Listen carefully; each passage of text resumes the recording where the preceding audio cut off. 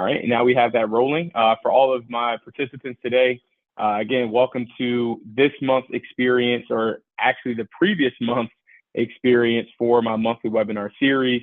A topic today that we will be discussing is what's new with Social Security. Clearly, a lot of things to have concern or caution in regards to Social Security, whether it's major headlines or political events that surround the topic of Social Security that, we will be addressing a few of those things. As always, I do want this to be an educational experience. So for those that are on a device where you can submit any feedback, any questions, any comments, I do ask that you familiarize yourself with that Q&A feature on your Zoom. I will be monitoring that throughout our conversation this afternoon or this evening. And I will do my best to address some questions as long as they're general in nature and not personal in nature. And I will aim to keep this limited, really aiming for about 30 minutes. So for those who are not familiar with who I am, my name is Marcus Rather. I'm a financial advisor through Cetera Investors. And as you can see, for those that may have been with me for some time, I have two addresses on the screen. One is Glen Allen, Virginia, which is originally where my practice is based. But then there's a new address in Charlotte, North Carolina, another office that I'm working through as well. So I've been able to just expand my territory and working with my clients and just enhancing my experience with the clients that I serve throughout the different areas and territory. Now, why are we talking about Social Security? To start things off, April was Social Security Appreciation Month. So April, coming immediately out of April, wanted to make sure that we're addressing this topic. Secondly, there have been a lot of proposals around Social Security. One which would be wonderful for all people receiving benefits is that there is no taxation of those benefits. And while that is something that's been proposed or suggested, that has not yet taken effect. So that is one topic we will be talking about today, is the taxation into and receiving Social Security. But there are naturally some concerns about the solvency of Social Security, which we will be addressing. So I wanted to highlight not just 7 things, but actually 8 things of what to be aware of in regards to Social Security. One that you can see is the cost of living adjustment. The cost of living adjustment influences things like your benefits that you may be receiving, but it also influences what you see bullet point number 2, the earnings test. It also may increase, or it influences the Social Security taxes that people who have earned income pay into Social Security. Fourth bullet point is Medicare premiums and Medicare dates to watch. Now, I will foreshadow that I will not be going in depth on a lot of Medicare information today because we will have a future presentation on specifically Medicare enrollment and all of its other parts. So I may limit some of the information on Medicare throughout our conversation today for a better experience in the future. And then finally, the status of Social Security Trust Fund and proposals for reform, any updates on Social Security claiming strategies, and a new law that took place this year involving the windfall elimination and the government pension offset and how that has now been repealed. So starting off with the cost of living adjustments. For those that are not familiar what cost of living adjustments are, they are inflationary-based adjustments to a few different areas. As you can see on the screen, one would be the Social Security checks that people will be receiving. So there's an increase to the Social Security benefit, the new earnings test threshold, as well as higher Social Security wage base. One thing to know about cost of living adjustments of many, but one thing to know is that every October, there is an announcement of any cost of living adjustments for the upcoming year. So typically they look at the prior or previous 12 months to assess data that determines the cost of living adjustment, which is announced in October and typically takes effect in the following January. So when we look at the cost of living adjustment that was awarded in 2025, so for those who are receiving benefits starting in January to now, you likely have seen, hopefully, some increase to your benefit. What that may look like is a 2.5% increase. So if you were receiving a benefit of $800, or let's just say, closer to the average of 15, a 2.5 cost of living adjustment would be an increase of $38 per month to your new benefit.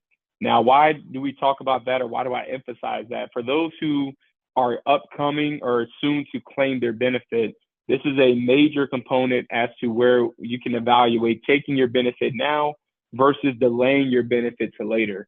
And it's a big conversation piece, because when you compare taking your benefit now versus taking your benefit at your full age, or even possibly soon or closer to 70, one thing most people overlook is the impact of a cost of living adjustment. So as you can see, depending on your current benefit amount, while the cost of living adjustment is still the same percentage across the board, the dollar value that you see as a result can be higher. So the higher your monthly benefit, the higher benefit you see in a cost of living adjustment. Now, one thing I do want to emphasize with cost of living adjustments in proportion to what you're receiving in your benefit is that cost of living adjustments are not perfectly guaranteed. Now, they are announced and they are provided, but I do want to highlight a few years that you can see on the screen. So starting off with, in the most recent, I'll say 30, 35 years, going back to 2010 and 2011, you can see 2 of those years there were no cost of living adjustments that were awarded for benefits. And also in 2016 and 2017, there wasn't one in 2016, and there wasn't much of one in 2017. So while cost of living adjustments are something that you can look forward to, it's not guaranteed that every year you will actually receive a cost of living adjustment. Most recently, following the pandemic, you can see we've had some of the higher increases in the cost of living adjustment, 5.9 in 2022, 8.7 in 2023. But since inflation has gotten back down closer towards the Federal Reserve's target, we have seen close to average 3.2, 2.5. Now, future forecasting, I believe Social Security Administration is expecting about a 2.4% cost of living adjustment moving forward. So please keep that in mind.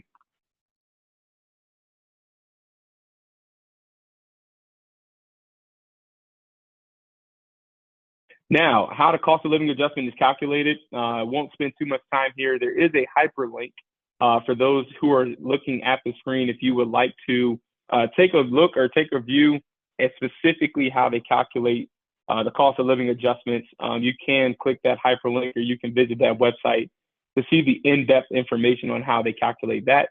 But one thing to know about the cost of living adjustment is that it's linked to the CPI, which is Consumer Price Index. Now, the Consumer Price Index measures the change in a basket of goods and services that a typical urban worker may buy. It covers food, transportation, housing, entertainment, healthcare, and pretty much anything else that people would spend money on.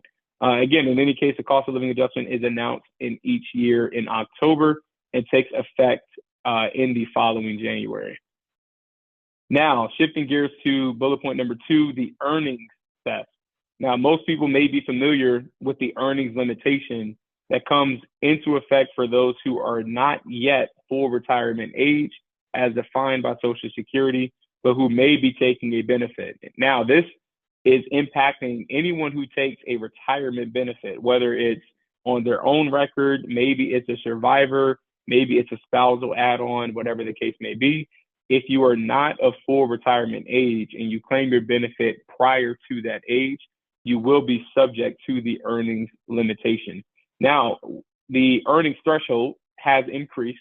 So for all the people that say 19,000, 17,000, please be aware that the earnings threshold has been adjusted.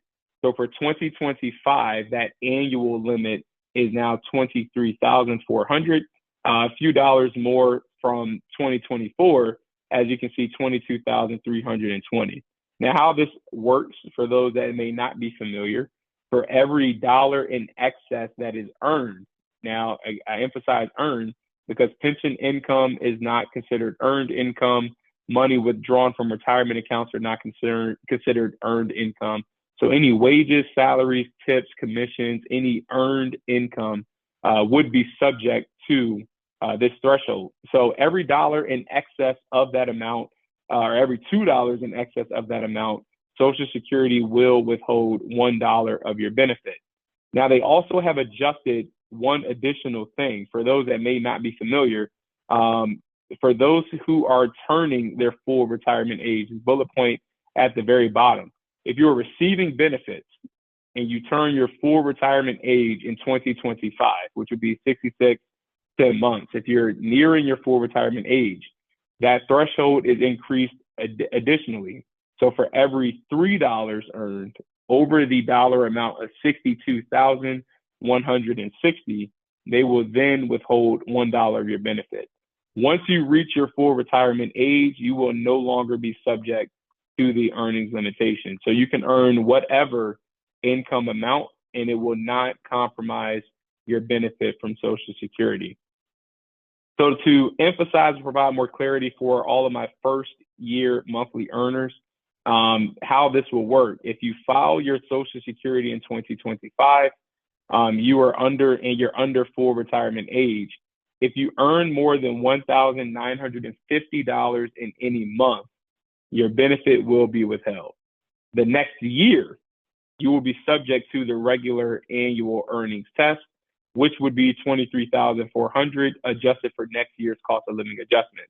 Now, it's easier to simply say if you're not in a situation that requires you to take your benefit sooner than your full retirement age, chances are it benefits you to delay taking your benefit. But each situation may call for a different choice or selection in your benefit. Third thing with cost of living adjustments, payroll taxes. So for those who are still in the accumulation phase, or if you're nearing retirement, it's important to know what dollars that you earn will be taxed into Social Security.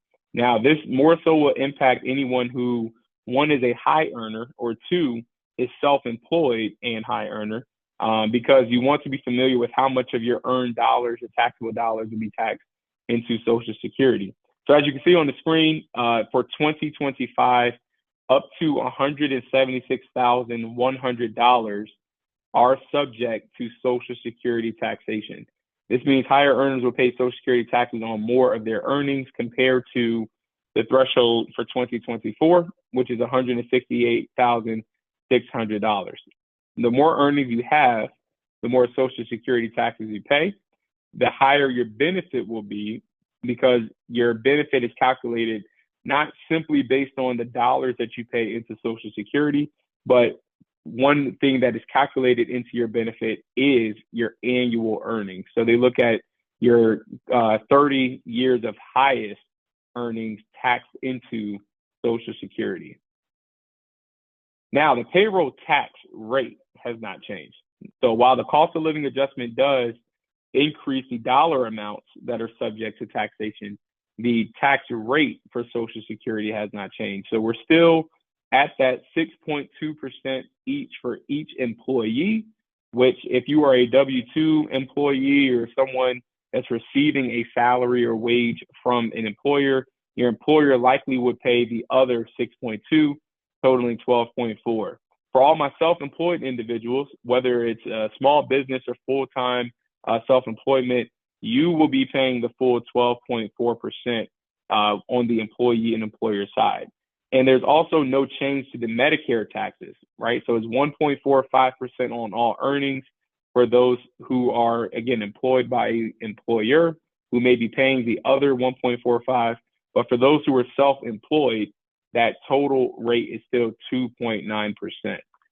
So as a visual, right, what's the difference between the dollars?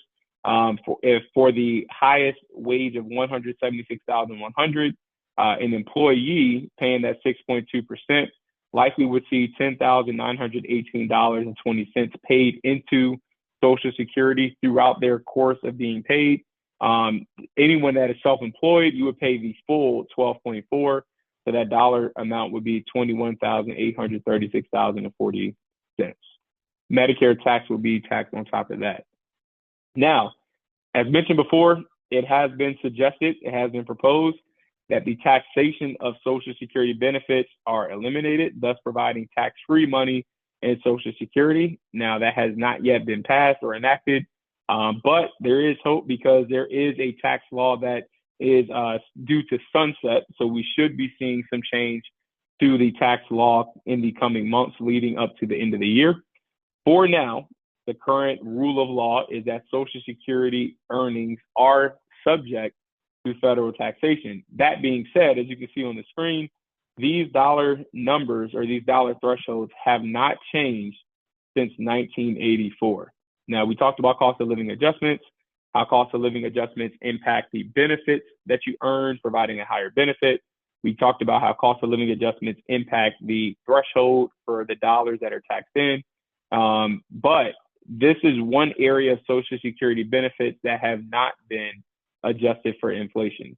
So if you're trying to identify ways to minimize how much of your Social Security is subject to taxes, you may find that it may be a bit more difficult because the way that they calculate the amount of earnings or Social Security that are subject to taxes are based on what is called provisional income.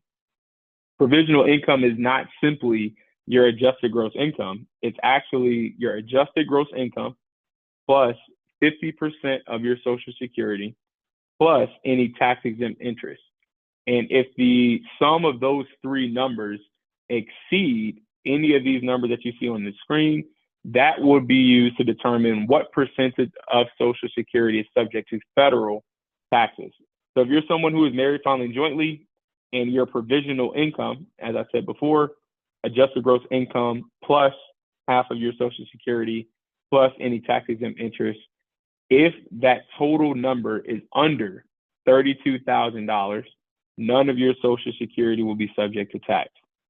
If that sum is between $32,000 to $44,000, up to 50% can be subject to federal taxation.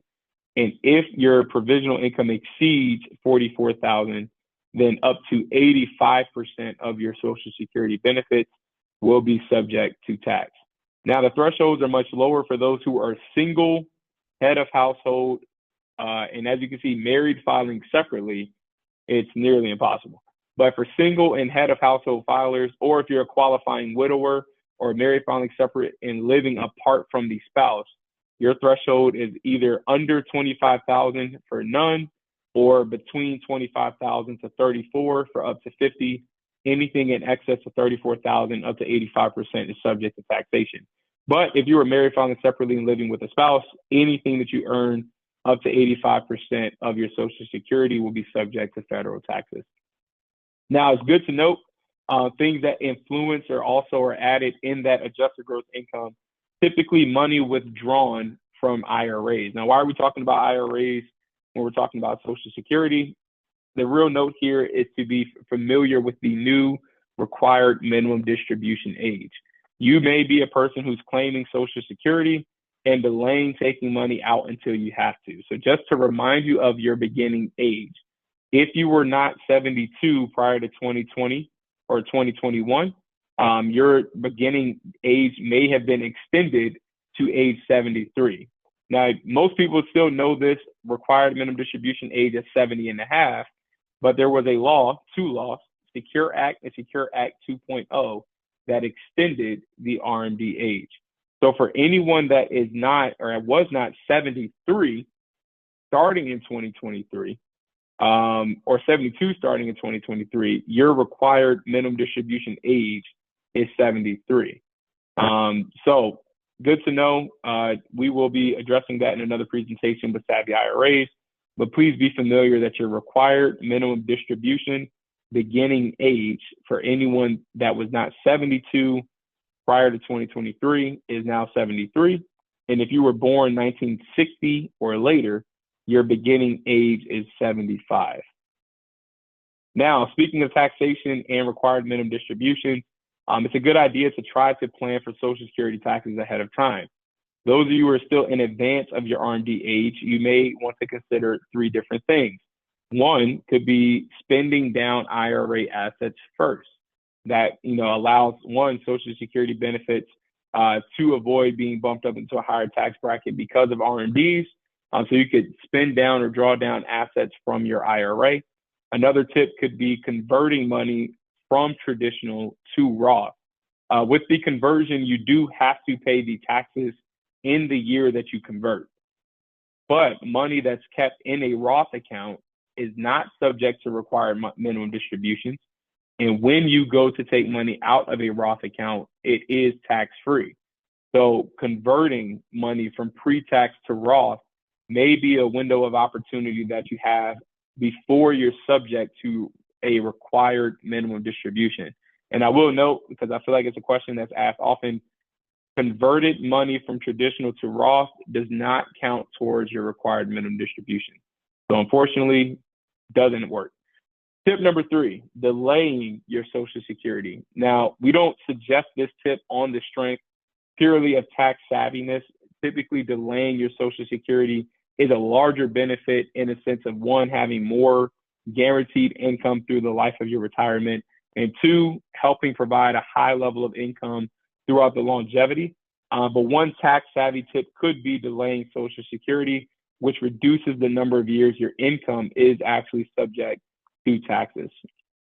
Now, switching into that Medicare part, bigger thing to note here is what the premiums are. So for 2025, for anyone who is soon to enroll in Medicare, the baseline premium for Part B is $185 per month. Now, that is an increase from the previous year of $174.70 per month last year. If you are a high income earner or someone that is subject to IRMA, you may find that your premiums are higher as well. Now, there was a hold harmless provision that is in effect. What hold harmless is for those people who are taking Social Security and the cost of living adjustment dollar amount does not exceed the dollar amount increase in your Medicare Part B premium. Your Medicare Part B premium cannot be higher than the dollar value increase in your Social Security. So this year, the Social Security COLA, as said before, was 2.5%. Part B premiums went up by 5.9. Now, in most cases, the dollar amount of the cost of living adjustment more than covered the increase in premiums. So for most people, they may not have seen the benefit of the hold harmless provision, but this provision does exist. And again, that provision, it helps reduce the Part B premium if the dollar amount increase in the premium exceeds the dollar amount increase in your Social Security benefit. Now, for those that may be subject to IRMA, what IRMA is a income-related monthly adjustment amount. This is applied for those whose income, modified adjusted gross income, exceeds a certain threshold. Now, you do want to be familiar with what those thresholds are. Again, we're not going to harp on this much because we do have a dedicated Medicare presentation. But for those who are single or those who are married filing jointly, they have increased that dollar threshold as well. So if your modified adjusted gross income exceeds $106,000 for a single filer, or those who are married filing jointly, if your income exceeds $212,001, you may see additional premium requirements for your Medicare Part B and D premium. Now, that additional cost does not provide additional value, right? You don't get a premium card, a platinum card. You don't get first in line when you call. This is strictly a fee or penalty for higher earners paying for Medicare Part B and D. Now, one important thing I do want to mention is for those who are paying premiums for Medicare, it is reflective of 2-year prior tax return. So someone who is paying Medicare premiums in 2025, your income related adjustment would be based on your 2023 tax return. Where this comes into issues, someone who is a high earner prior to retirement, or someone who had a significant withdrawal from retirement accounts, whatever the case may be, you may have had higher income prior to your enrollment in Medicare. Or if you're someone that converted money from traditional to Roth, that has also come up. So you do want to be aware that your Medicare premiums are not strictly based on your tax filing in the current year. It's actually reflective of 2 years prior. So dates to watch out for Medicare, January 1st through March 31st, that is a time period for anyone who is switching from Medicare Advantage to original Medicare, or if you want to have a Medicare Medigap policy, that is a time period where you can enroll. The Medicare general enrollment period, if missed initial or special enrollment period, you can enroll in Medicare now. Coverage will start the month after enrollment. October 15th to December 7th, you will receive information from your current plan about the offerings for next year. So October 15th to December 7th is the annual open enrollment period. This is applicable for someone who may have missed their original enrollment window, which would be 3 months prior to their 65th birthday or 3 months following the month in which they turn 65.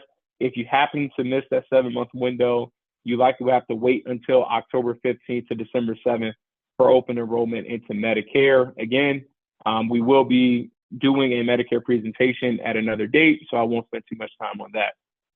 To a question that most of you who joined today may be wondering, what is the future of Social Security? Now, let me be the first one to bust the myth that Social Security will not be there. Please understand, Social Security is a revenue-based system. It is money that is paid into through wages and taxation of wages and earnings, and there is a trust reserve that meets any shortfall that revenue does not cover. So what you see on the screen is from the 2024 Social Security Administration trustee report. It reflects the 2022 and 2023 trust fund balance. So just to read a few notes here, Social Security was designed as a pay-as-you-go system. Payroll taxes from current workers go into a trust fund and are immediately paid out to current retirees.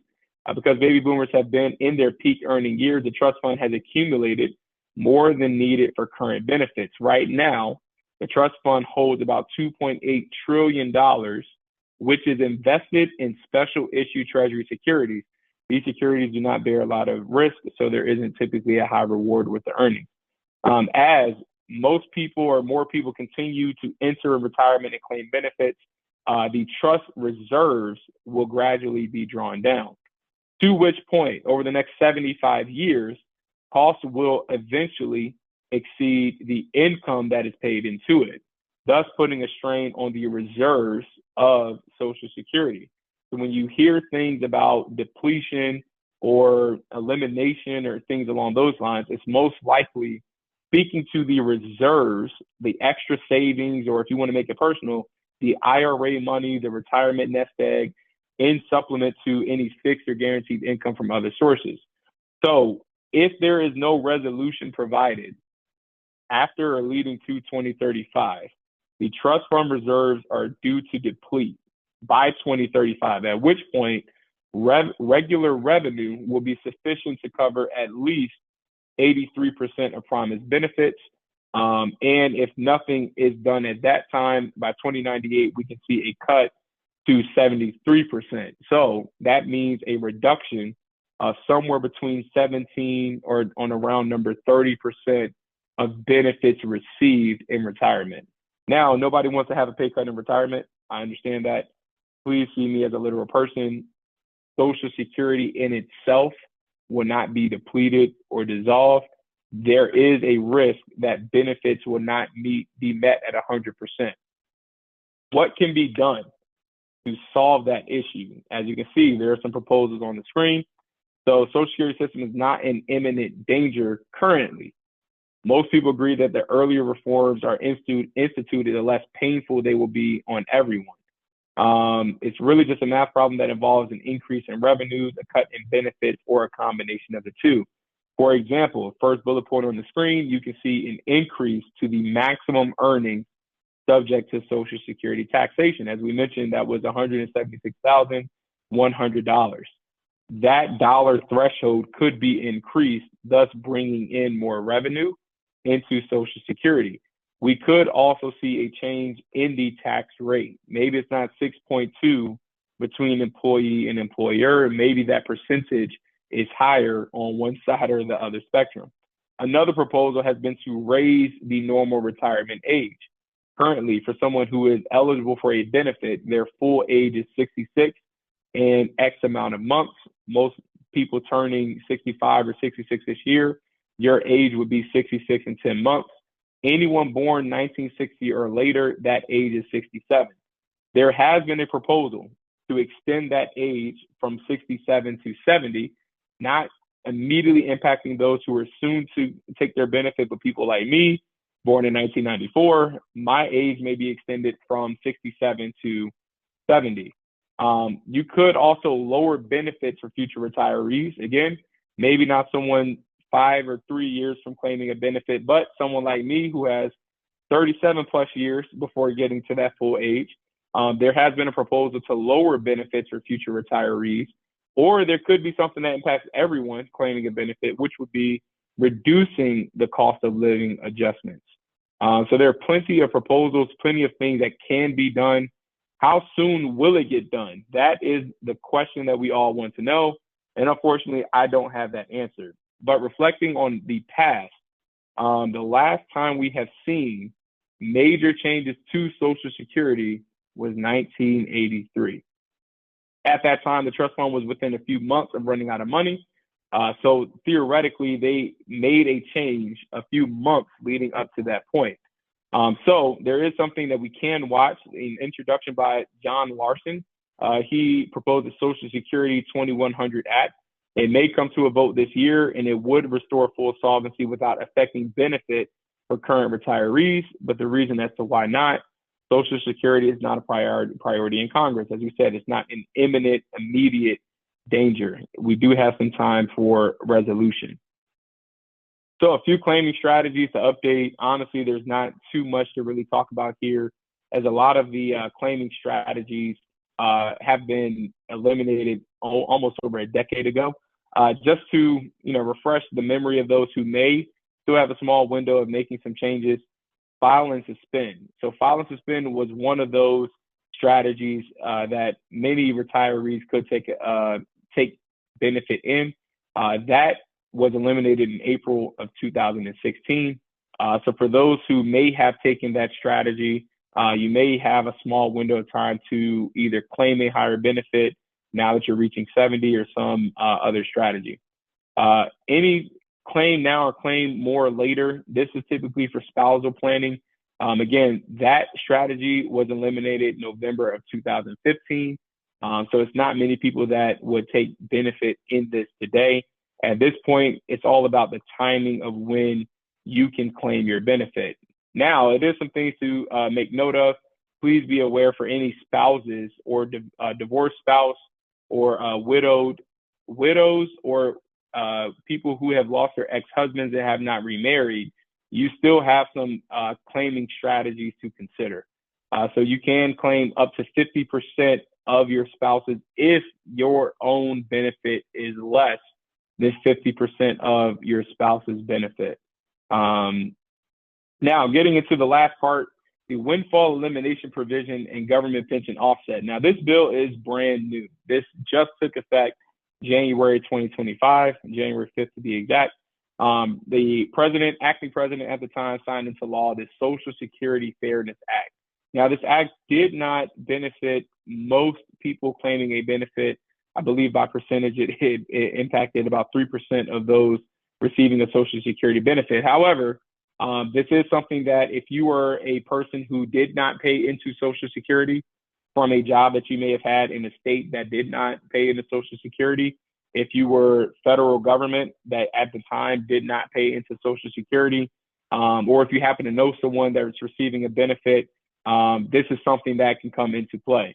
So the new law repeals the windfall elimination provision and the government pension offset for certain teachers, police officers, firefighters, and other government workers who did not have Social Security taxes deducted from their paychecks. Under the windfall elimination provision, or WEP, anyone who worked a job that didn't pay into Social Security and who also worked long enough in a Social Security covered job to qualify for retirement benefits had their Social Security benefit reduced by as much as $600 per month as a consequence of that act. With the repeal of the WEP, this reduction will be removed retroactive to January 2024. As an example, if you're saying, well, who the heck does that apply for? I have a client who worked for the federal government for 40 years, retired from the federal government, but was too young to fully take Social Security. He retired early 50s. At that time, he started working in a school system that did pay into Social Security. So he did have some years paid into Social Security. Because he was receiving a federal government pension that was not paid into Social Security, he received Social Security from the work years he had in the public school, but it was offset based on the pension he received from the federal government.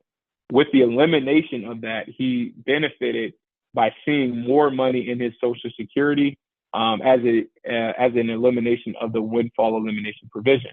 For the government pension offset, I believe that's the same thing. So government pension offset also affected people who worked in jobs that didn't pay Social Security, but only their spousal or survivor benefits. A typical example would be a teacher who paid into an alternate retirement system instead of Social Security. She never paid into Social Security. She would not be entitled into a benefit. But if she's married to someone who collects a Social Security benefit, she could get a spousal benefit equal to 50% of her husband's benefit. Or if her husband died, she would be entitled to a survivor benefit based on her deceased husband's work record. Under the government pension offset, her spousal or survivor benefit would have been reduced by 2/3 of her pension amount. This would often wipe out the entire benefit. Now that the GPO has been repealed, teachers and government workers who would have had their spousal or survivor benefit drastically reduced or even eliminated may now collect those benefits without regard to their pension. Again, I have a client, in their late 80s. Unfortunately, he lost his wife. This client was receiving a government pension benefit.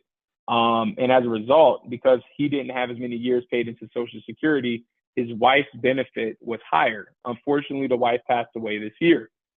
Her benefit being higher, he is eligible to take her benefit. Now, prior law, that benefit would have been reduced subject to the government pension offset. Now that that has been eliminated, he is able to benefit from the full Social Security benefit based on her record. So as always, we want to give you a call to action.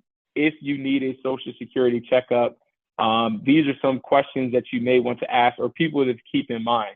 If you are a married person who has never added on their spousal benefit after their husband or wife filed for their benefit, if you were a divorced spouse who didn't know that you could claim a benefit on your ex-spouse, again, typically your benefit must be lower than the ex-spouse.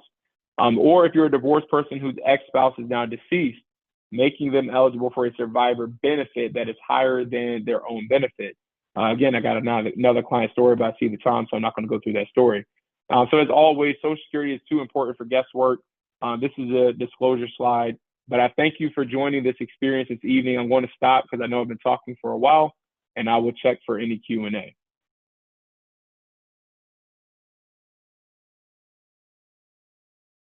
All right, so I got an anonymous question. Question reads, so am I to understand that after 2034, if no congressional changes to Social Security are implemented, we can expect that our Social Security payment will be decreased? To answer that question, yes, that will be a good understanding. If no changes are implemented into Social Security that solves the solvency for the reserves, you could see a decrease in your benefit, which would put more pressure on other sources of income or retirement savings to overcome that 30% deficit from the benefit in Social Security. Second question, can you address how Social Security payments are impacted if you start claiming Social Security but continue to work part-time? Do I work with SS to determine how much income is allowed and how will affect my benefits? I think that goes back to the previous slide based on earnings limitations. So please understand, if you are taking Social Security prior to your full age, you will be subject to earnings limitation. And the earnings limitation will be dependent on how close you are to your full age. If you are taking your benefit at, let's say, 65, and your full age is 66 and 10 months, you may be subject to that earnings limitation of 24,000, as we said before in the first year. But in the year that you're turning your full benefit, that threshold is much higher to that $60,000 value that we said before that. If you were someone taking your benefit at your full age and you are still working, there is no earnings limitation. So if you're taking your benefit at 66 and 10 months or at 67, and that's your full age, and you continue to work full time or even part time, there is no earnings limitation at that point. So prayerfully that answers that question. Any other questions?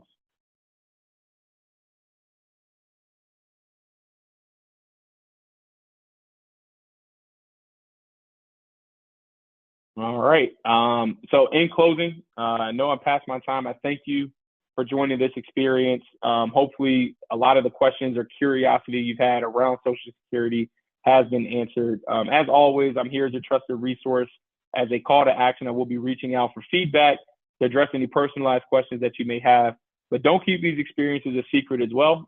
Please share these experiences with anyone that you know, like, trust. And for those who are close to the Richmond area, we will be having an in-person experience where we may have more time to go further in depth with some of the information. So that will be on May 8th in Richmond. As always, thank you so much for your time. Thank you for your trust. And I look forward to seeing you at the next experience.